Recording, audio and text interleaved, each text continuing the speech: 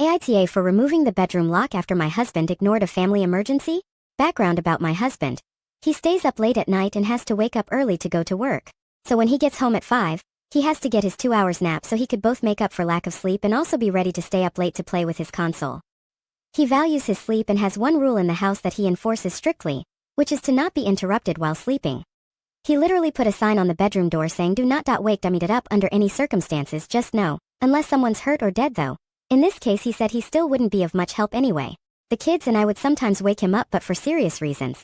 He got mad and started locking the door. I get no access to the room for 2 hours, but that's not the main problem.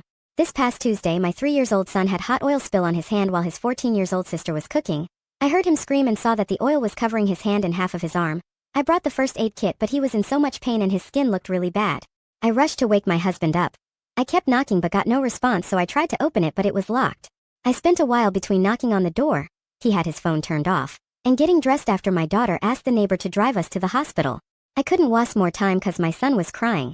The neighbor took us to the hospital and I couldn't help feel livid the whole time. We got home and my husband was pacing around asking wherever we're, and why I didn't answer his texts.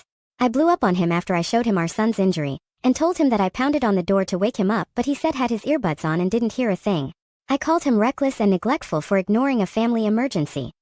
He said I could say the same thing about myself for leaving our son unsupervised and causing him to get a burn. I stopped arguing and went to remove the bedroom door lock. He started yelling at me saying I had no right.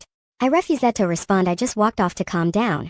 He didn't stop complaining, calling me bossy and saying that by removing the lock I've destroyed his peace and quiet and caused him sleep deprivation. He's insisting I put it back but I refused. I could be wrong for what I've done but I was frustrated and mad. AITA,